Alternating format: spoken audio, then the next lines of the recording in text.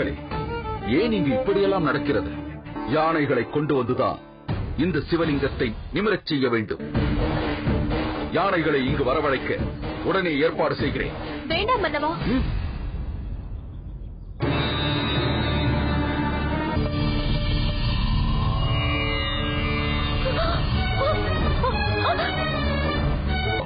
அவமதிப்போ ஏற்படாத வகையில் தாங்கள் தான் என்னை காத்தருள வேண்டும்.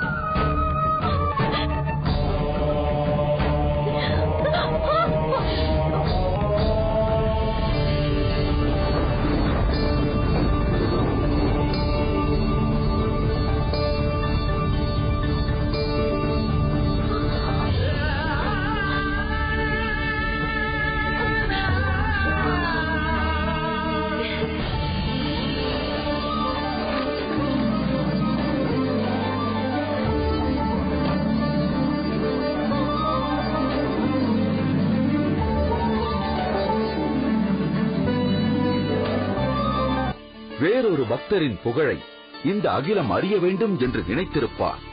அந்த பக்தர் இவ்வூருக்கு வரும்போது பழையபடி மீண்டும் நிமிர்வார்.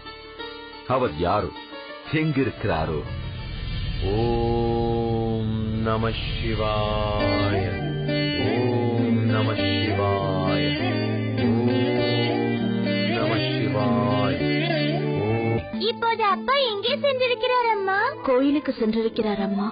அப்பா நாள் தவறாமல் கோயிலுக்கு செல்கிறார். அந்த ஈசனுக்கு தொண்டு புரிகிறார். ஆனால் அப்பாவிற்கு பொருள் தராமல் அந்த ஈசன் கஷ்டத்தை தானே கொடுக்கிறார். நாம் தானம் பெறுவதில் ஒன்றும் தவறில்லையே. நம்மிடம் செல்வம் இருந்த நேரத்தில் நாம் எவ்வளவோ தானம் செய்திருக்கிறோம். இருக்கும் பொழுது கொடுத்தோம். இப்பொழுது இல்லாத காரணத்தினால் தானம் பெறுவதில் ஒன்றும் தவறில்லையே.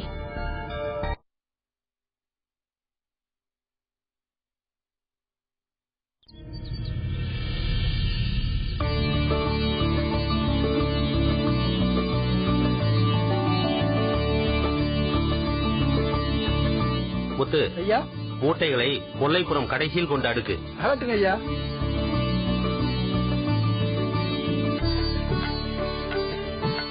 சுவாமி, சொல்லு மங்களம். இந்த மூட்டைகள் எங்கிருந்து வருகின்றன?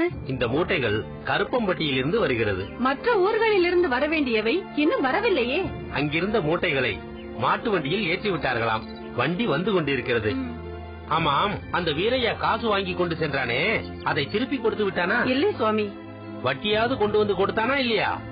இன்னும் ஓரிரு தினங்களில் கொண்டு வந்து தருவதாக சொல்லி இருக்கிறான். இதோ பார் மங்களம், பாவம் பரிதாபம் எல்லாம் காசு விஷயத்தில் பார்க்க கூடாது. அவன் சரியான நாளில் காசை வட்டியோடு கொண்டு வந்து தரவில்லை என்றால் அவன் கொடுத்த பணைய பொருளை திருப்பி தர முடியாது என்று கண்டிப்பாக சொல்லிவிடு. ஆகட்டும் சுவாமி.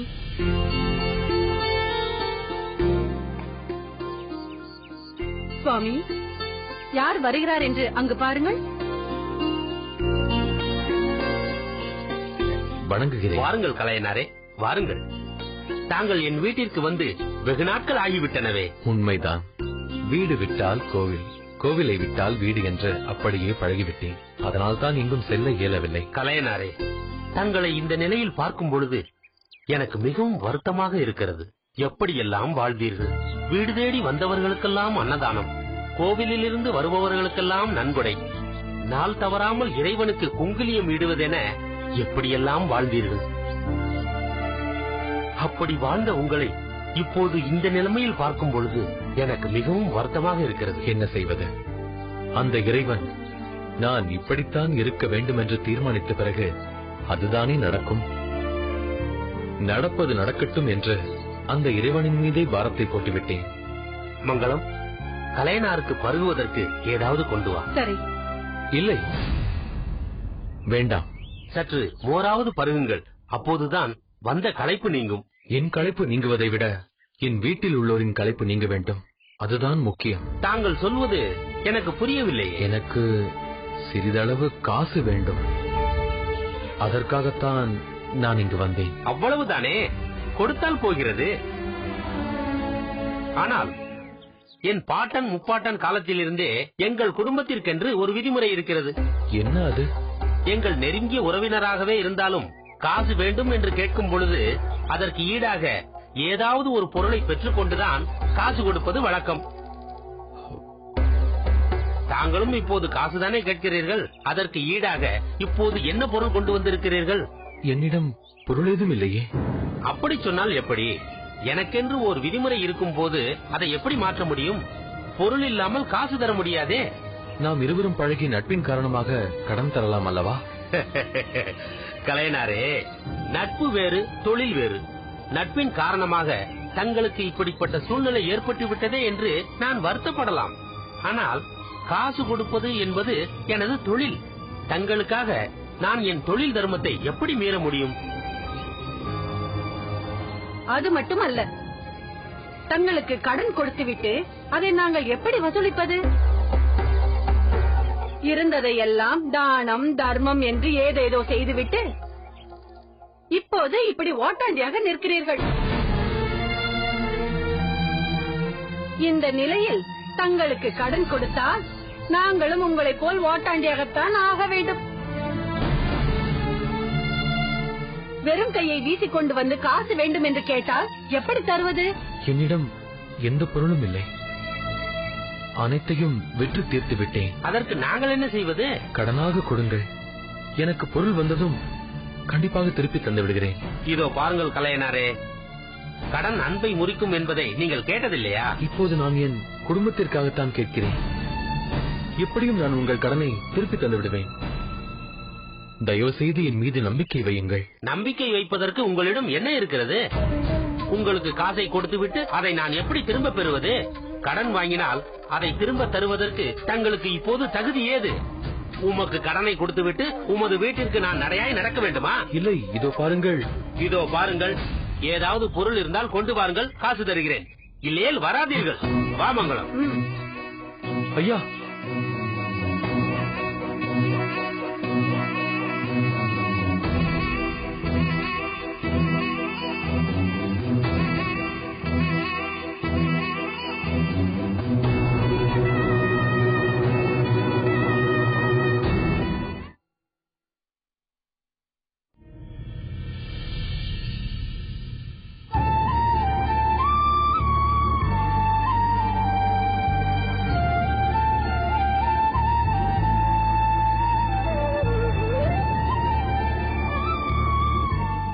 சுவாமி, எப்போது வந்தீர்கள்? சென்ற இடத்தில் காசு கிடைத்ததா?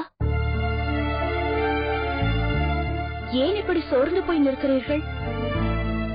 என்ன ஆயிற்று சுவாமி? ஏன் பதில் ஏதும் சொல்லாமல் நிற்கிறீர்கள்? சென்ற காரியம் என்னவாயிற்று? எவ்வளவோ பேசி பார்த்தோம், கடன் கிடைக்கவில்லை அபிராமி. என்ன சொல்கிறீர்கள் சுவாமி? யாருமே கடன் கொடுக்கவில்லையா? இல்லை அபிராமி.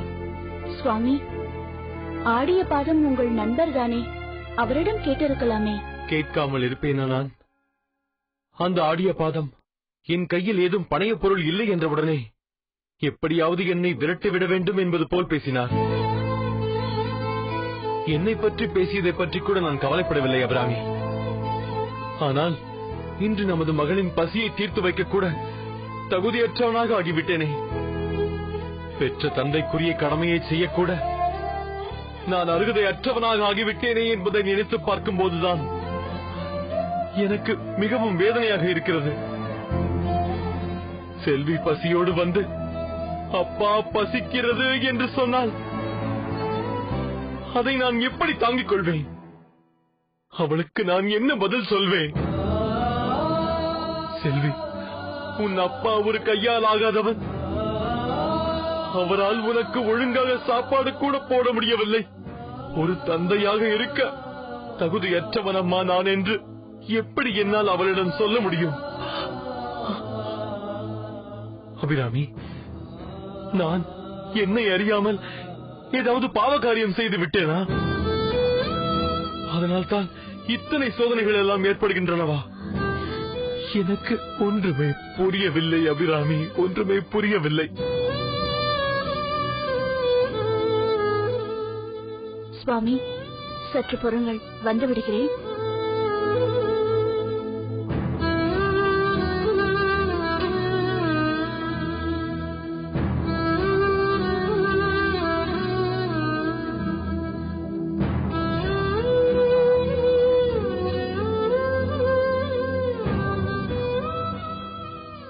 சுவாமி,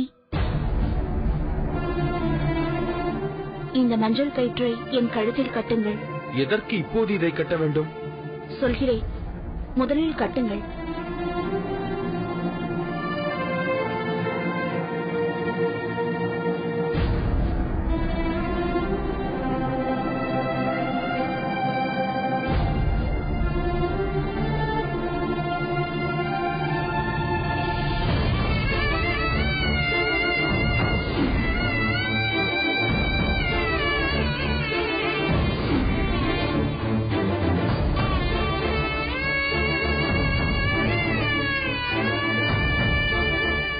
இந்தாருங்கள்.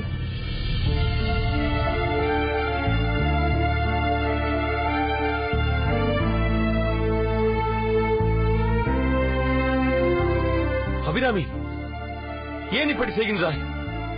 எதற்காக இப்போது மாங்கல்யத்தை கழற்றினாய்? இதற்கு பதிலாக நீங்கள் எனக்கு வேறு மாங்கல்யத்தை கட்டிவிட்டீர்கள். இருந்தாலும் இது பொன்னால் செய்யப்பட்டதல்லவா? எனக்கு மஞ்சள் தொண்டாக இருந்தால் என்ன, பொன் தாலியாக இருந்தால் என்ன, இரண்டுமே நீங்கள் கட்டியதுதானே. அவசரத்திற்கு உதவாத பொருள் இருந்து என்ன பயன்? முதலில் நம் மகள் செல்வியின் பசியை போக்க வேண்டும். அதனால் இதை எடுத்துக்கொண்டு பொன்னாபரணங்களை வாங்கும் கடைக்கு செல்லுங்கள். இது மாற்றுக்குறையாத உயர்ந்த தங்கம். இதை விற்றால் வேண்டிய காசை பெறலாம். அந்த காசை கொண்டு அரிசியும் காய்கறிகளும் வாங்கி வாருங்கள். இன்னும் சில நாட்களாவது நம் குழந்தை வயிறார உண்ணட்டுமே. அபிராமி, அக்னி சாட்சியாக ஆன்றோரும் சான்றோரும் காண கட்டிய தாலி இது. இதையா கொண்டு போய் விற்பது? குழந்தையின் பசியின் நீக்க பயன்படாத பொன் தாலி எனக்கு எதற்கு?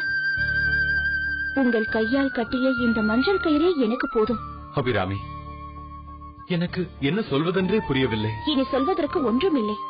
நீங்கள் எவ்வளவு சீக்கிரம் இந்த பொன்னை விற்று பொருளை வாங்கி வருகிறீர்களோ அவ்வளவு சீக்கிரம் குழந்தையின் பசி தீர உணவு சமைக்கலாம். இந்தாருங்கள்,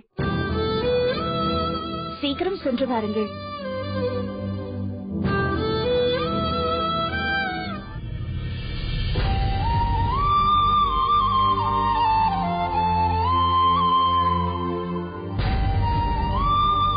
குங்குளியம் வேண்டுமா? குங்குளியம் குங்குளியம் வேண்டுமா? குங்குளியம் குங்குளியம் வேண்டுமா? குங்குளியம் குங்குளியம் வேண்டுமா? குங்குளியம் குங்குளியம் வேண்டுமா? குங்குளியம் ஏமா குங்குளியம் வேண்டுமா? குங்குளியம் குங்குளியம் வேண்டுமா? குங்குளியம் குங்குளியம்.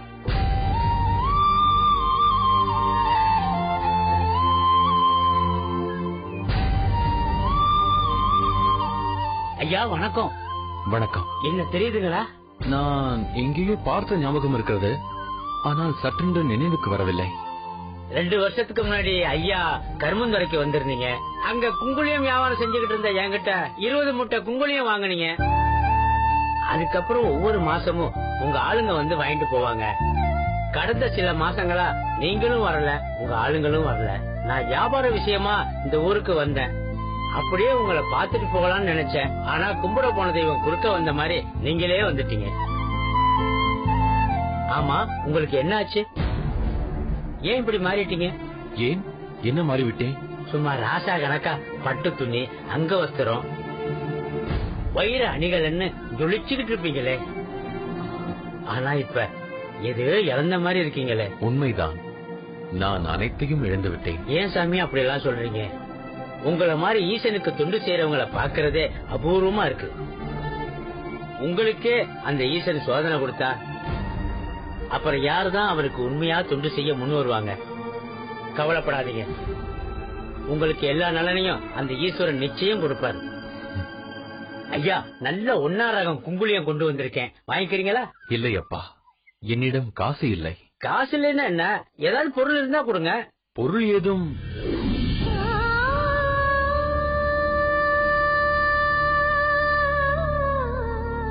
இந்தாருங்கள்.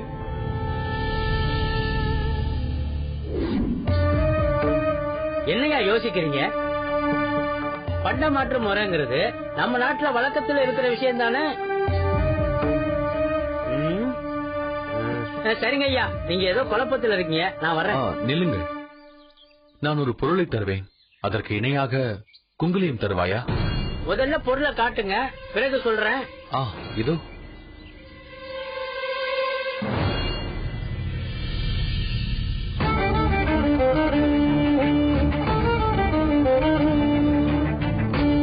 என்னங்கய்யா இது, தாலியை காட்டுறீங்க? இப்போதைக்கு என்னிடம் உள்ள பொருள் இது மட்டும்தான். அது எதுவும் பேசாதீர்கள். இந்த பொருளுக்கு குங்குலியம் ஈடாகுமா ஈடாகாதா? ஈடாகும் ஐயா. பிறகு என்ன, இதை பெற்றுக்கொண்டு குங்குலியத்தை கொடுங்கள்.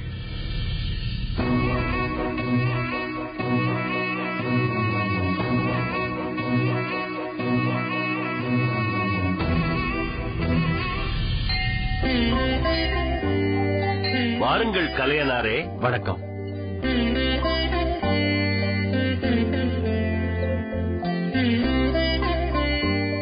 என்ன இது? குங்குலியம் சுவாமி. அடே அப்பா, சில மாதங்களுக்கே இறைவனுக்கு தூபம் போடும் அளவிற்கு குங்குலியத்தை வாங்கி வந்து விட்டீர்களே. ஆமாம் சுவாமி, நமது அமிர்த கடேஸ்வரர் குங்குலிய புகையில் மூழ்கி அதன் நறுமணத்தை அனுபவித்துக் கொண்டே இருக்கப் போகிறார். அடடா, நீங்கள் ஏற்றுக்கொண்ட கைங்கரியத்தை நிறைவேற்றுவதில் எவ்வளவு உறுதியாக இருக்கிறீர்கள் என்பதற்கு இதுதான் சாட்சி. நான் அந்திகால பூஜையை செய்து முடித்து விட்டேன். அர்த்தஜாம பூஜைக்கு முன்னால் இல்லத்திற்கு சென்று விட்டு வருகிறேன். வாருங்கள் சுவாமி.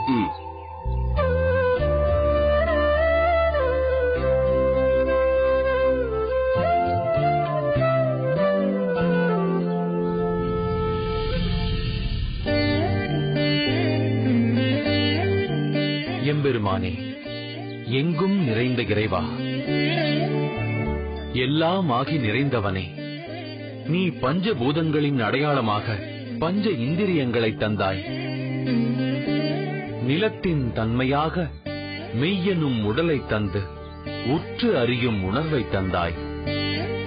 தீயின் தன்மையாக கண்களை தந்து எதையும் கண்டுகளிக்கும் உணர்வை தந்தாய். காற்றின் தன்மையாக மூக்கை தந்து முகர்ந்து அறியும் உணர்வை தந்தாய். ஆகாயத்தின் தன்மையாக செவியை தந்து இனிய நாதங்களை கேட்கும் உணர்வை தந்தாய்.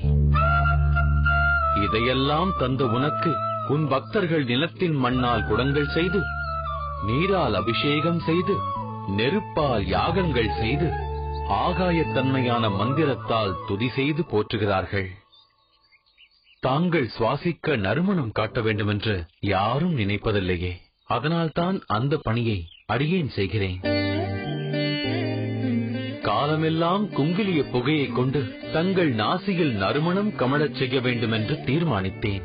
அதற்காகத்தான் இப்படி குங்குலிய மூட்டைகளை கொண்டு வருகிறேன். முகர்ந்து அனுபவியுங்கள். இந்த நறுமணத்தை முகர்ந்து அனுபவியுங்கள்.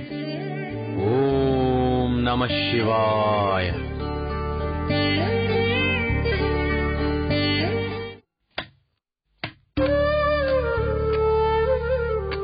அம்மா, என்ன செல்வி, ஏன் வந்துவிட்டாய்? இன்னும் சிறிது நேரம் சென்று விளையாடு. எவ்வளவு நேரம் விளையாடுவது அம்மா? பசிக்கிறது அம்மா. சற்று பொறுத்துக் கொள்ளம்மா, அப்பா வந்து விடட்டும். என்னால் முடியவில்லையே, பசி வயிற்றை இழுத்து பிடித்து வலிக்கிறதே. நான் என்னம்மா செய்வது? வெளியில் சென்ற உன் அப்பா இந்நேரம் வந்திருக்க வேண்டும். ஏன் வரவில்லை என்று எனக்கே புரியவில்லை அம்மா. கவலைப்படாதே, அப்பா எப்படியும் வந்து விடுவார். அப்பா வந்து விடுவார் வந்து விடுவார் என்று சொல்கிறாயே தவிர அப்பா வரவில்லையே. அப்பாவுக்கு என் மீது அக்கறையே இல்லை அம்மா. என்னை பற்றி அவருக்கு கவலையே இல்லை அம்மா. எனக்கு எப்படி பசிக்கிறது தெரியுமா? நான் என்ன உன்னிடம் அறுசுவை உணவா கேட்கிறேன்? வயிற்று பசிக்கு ஒரு பிடி சாதம் தானே கேட்கிறேன். செல்வி, ஏனம்மா நீ இப்படியெல்லாம் பேசுகிறாய்? வேற என்னம்மா, நான் பசி தாங்க முடியாமல் துடிக்கிறேனே, அது உனக்கு தெரியவில்லையா? சீக்கிரம் ஏதாவது சாப்பிட கூடம்மா. சற்று புறமா, இதோ வந்து விடுகிறேன்.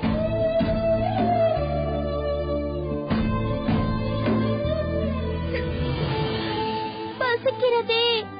அப்பா, எப்பொழுது வருவீர்கள்?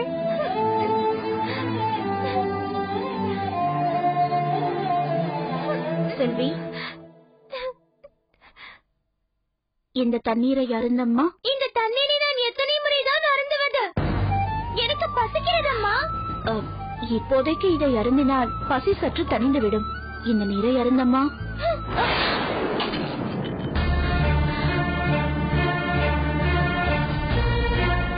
செல்வி, என்ன காரியம் செய்தால்? எனக்கு பசிக்கிறது பசிக்கிறது என்று சொல்லிக் கொண்டிருக்கிறேன். நீ மீண்டும் மீண்டும் தண்ணீரையே கொடுத்துக் கொண்டிருக்கிறாயே. எனக்கு பசிக்கிறது, சோறு வேண்டும், ஏதாவது ஒன்றை கொடு. செல்வி, சொல்வதை கேள். அப்பா வரட்டும். அதெல்லாம் முடியாது. நான் கேட்க மாட்டேன். எனக்கு சோறு கொடு. செல்வி, நான் சொல்வதை கேள். சற்று விளையாடு. நான் போக மாட்டேன். நான் சொல்வதை கேட்க மாட்டாயா? கேட்க மாட்டேன். கேட்க மாட்டாய்? கேட்க மாட்டேன். கேட்க மாட்டாய்?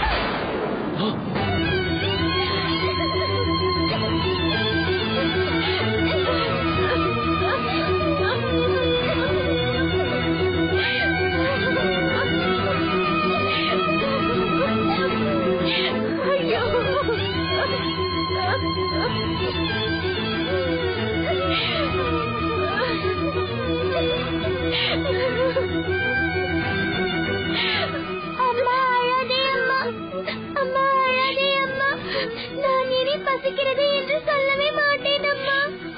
ஐயோ கண்ணே, என்னை மன்னித்து விடு செல்வி. அம்மா ஆத்திரத்தில் என்ன செய்வதென தெரியாமல் இப்படி செய்து விட்டேன். இறைவா, எங்களை ஏன் இப்படி எல்லாம் சோதிக்கிறாய்? இத்தகைய சோதனைக்கு ஆளாகும் அளவிற்கு நாங்கள் என்ன தவறு செய்தோம்? ஐயோ, என் குழந்தை பசியால் துடிப்பதை பார்த்து என் மனம் பதறுகிறது. இதற்கெல்லாம் ஒரு முடிவே கிடையாதா?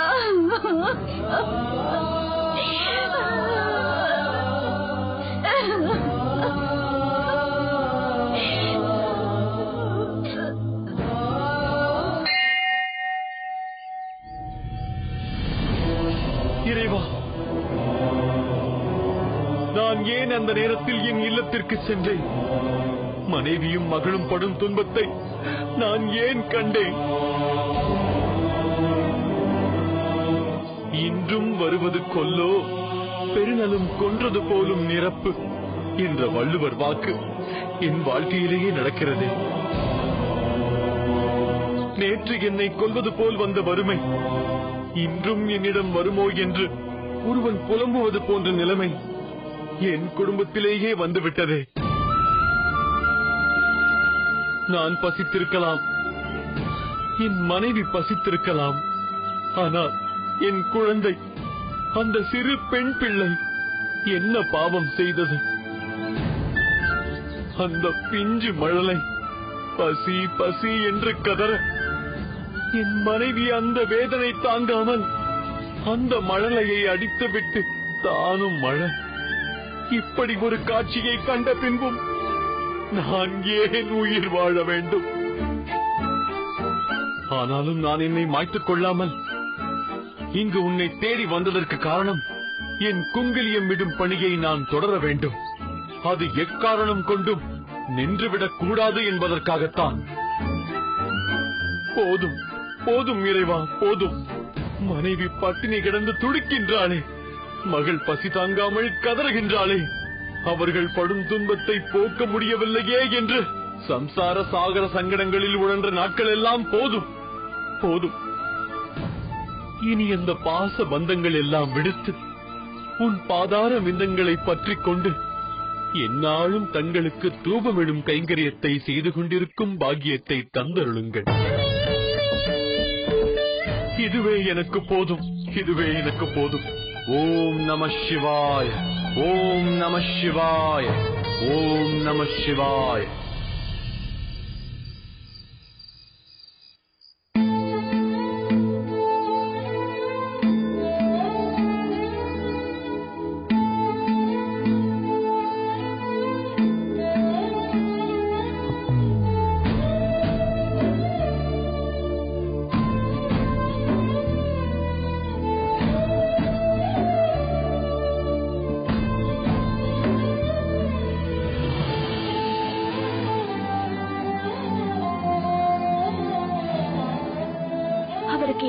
செய்வதென்றே தெரியவில்லையே.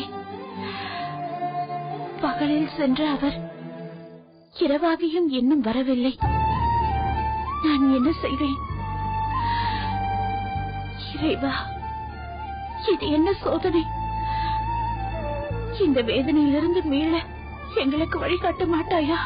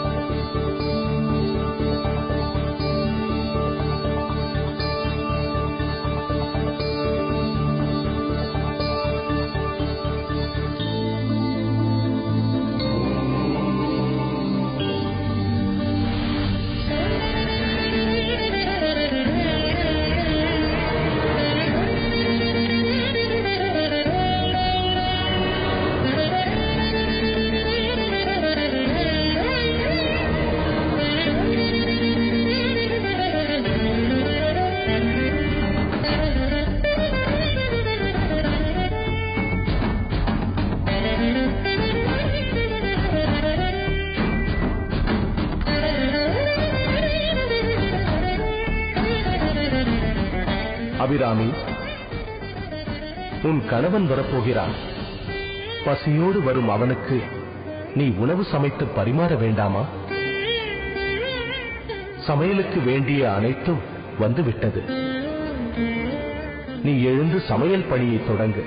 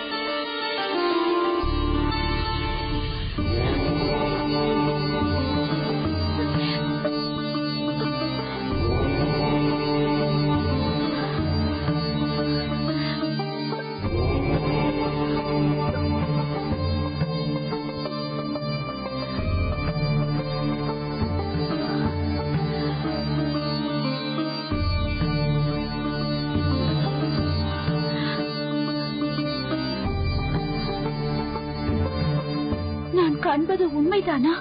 இல்லை, பசி மயக்கத்தால் தோன்றிய பிரமையால் இப்படி தோன்றுகிறதா? இல்லை இல்லை, இது உண்மைதான். இது இறைவன் தந்த செல்வம்தான். அப்படியானால் நான் கேட்ட குரல் இறைவனின் குரலேதான். எம்பெருமானே, அமிர்த கடேஸ்வரா, பார்க்கடலில் அமிர்தம் பொங்கியது போல் என் இல்லத்தில் செல்வம் பொங்க செய்து விட்டீர்களா? தங்கள் திருவுருவை காண முடியாவிட்டாலும் தங்கள் குரலை கேட்கும் பாக்கியத்தை எனக்கு தந்து விட்டீர்கள். மிக்க நன்றி இறைவா, மிக்க நன்றி.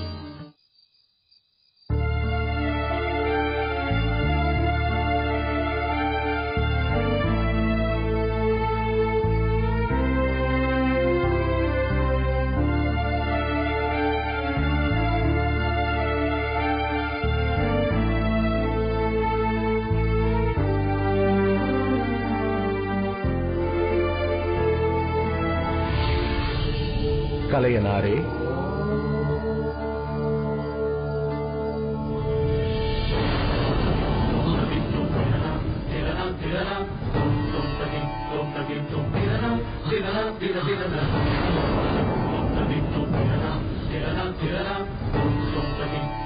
பொன்வண்ணம் என்றிட பொலிந்திலங்கு மேனி, நின்வண்ணம் என்றிட நிமிழுகின்ற செஞ்சடை,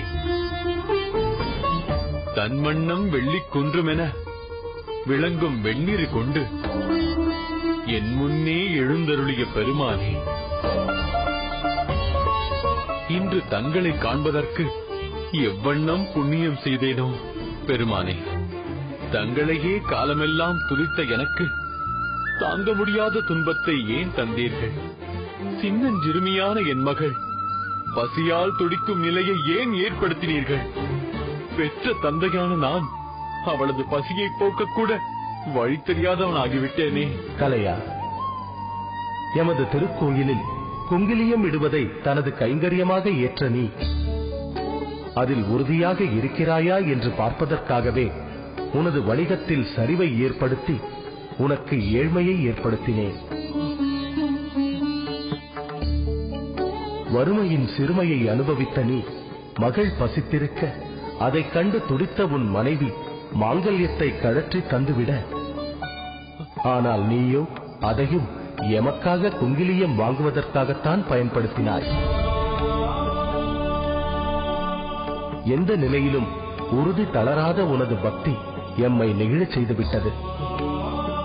அதன் பயனாக முன்னிலும் உயர்ந்த செல்வம் பெற அருள் பாலித்தோம். இறைவா, அனைத்தும் தங்கள் திருவிளையாடல் தானா? தங்கள் அன்பிற்குகந்த பக்தர்களைத்தான் தாங்கள் சோதிப்பீர்கள் என்பார்களே, அப்படியானால் எனக்கும் அந்த தகுதி உள்ளதா? அதனால்தான் என்னை சோதித்தீர்களா? ஆஹா ஆஹா, இந்த அருட்செல்வமே எனக்கு போதும். பொருட்செல்வம் எனக்கு எதற்கு? வேண்டுதல் வேண்டாமை இல்லாத தங்களிடம் இது வேண்டுமென்றோ அது வேண்டுமென்றோ சொல்வதற்கு நான் யார்? சுகமோ துக்கமோ அதை தலைவணங்கி ஏற்றுக்கொள்வதே எனது பணி. கலையா, இது மட்டும் உனது பணி அல்ல, உனக்கு இன்னும் ஒரு பணி காத்திருக்கிறது. சொல்லுங்கள் இறைவா, எதுவாயினும் செய்ய காத்திருக்கிறேன். இப்புவியில் எவராலும் செய்ய முடியாத ஒரு செயலை நீ செய்யப் போகிறாய். இந்த அகிலமே உன் பெருமையை எண்ணி பூரிப்படையப் போகிறது. அத்தகைய அரிய செயல் என்ன என்று சொல்லுங்கள் ஐயனே. கால நேரம் வரும்போது நீயே அதை உணர்ந்து கொள்வாய். அதுவரை உனது மனைவி மக்களோடு இருந்து சிவத்தொண்டினை செய்து கொண்டிருப்பாயாக. நீ உடனே உன் இல்லத்திற்கு புறப்படு. ஆகட்டும் சுவாமி.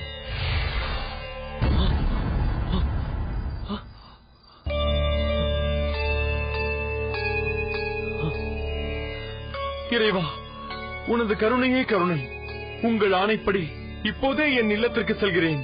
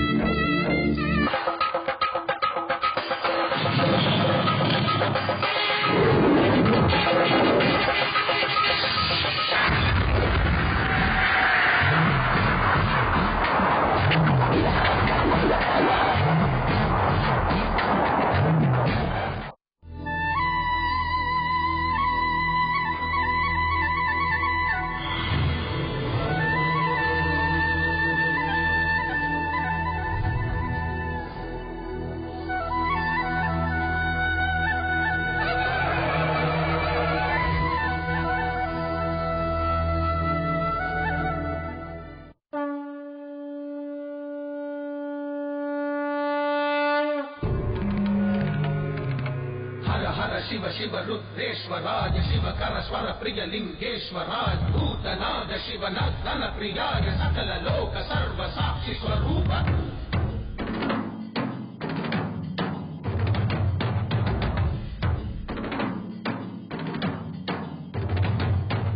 திங்கள் சூடிய நாதனே கங்கை நாடிய வேதனே அங்கை கூடிய பாதனே போதிலவன் பிரம்மனே காக்கும் போதிலவன் விஷ்ணுவே நீக்கும் போதிலவன் ருத்ரனே ஈசா அகிலமே ஆடும் வண்ணம் சபைகளில் ஆடும் பாதம் உடலையில் ஆடல் செய்தது ஏனோ அமுதமே வேண்டும் என்று கடலையே கடைந்த போதில் அதில் வரும் நஞ்சையே பிராயேனோ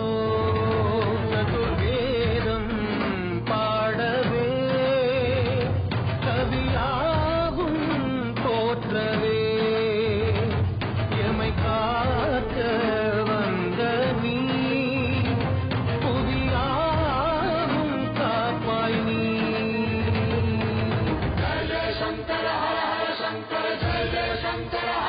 शंकर जय जय शंकर हर हर शंकर शिव शिव शिव शिव शिव शिव शंकर जय जय शंकर हर हर शंकर जय जय शंकर हर हर शंकर जय जय शंकर हर हर शंकर शिव शिव शिव शिव शिव शिव शंकर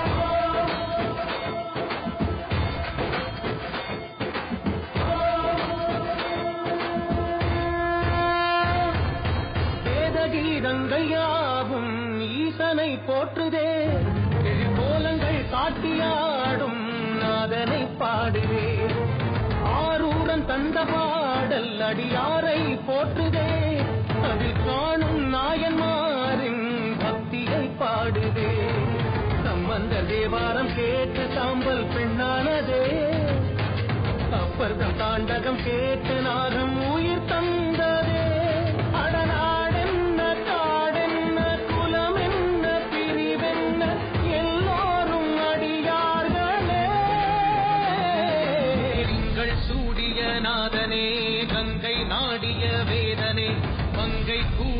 பாகனே ஈசா ஓம் நம சிவாய ஓம் நம சிவாய ஓம் நம சிவாய ஓம் நம சிவாய ஓம் நம சிவாய